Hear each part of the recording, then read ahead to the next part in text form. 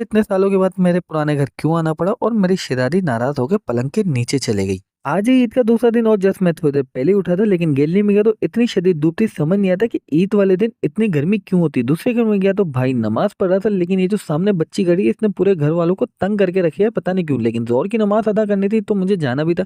नमाज अदा करके चप्पल वगैरह पहन के मैं फौरन से गेट के बाहर निकल गया, क्योंकि पप्पो के यहाँ जाना था और भाई वगैरह मुझे साथ जाने थे। नीचे सिकंदर भाई से मिला और तीनों भाई को लेके मुझे जाना था पुराने घर। वहाँ उसे ईद मिलनी थी। पुराने घर के पास पहुँचा तो मुझे बचपन की यादें आने लगी, क्योंकि यही वो गली है जहाँ से हम खेलते थे।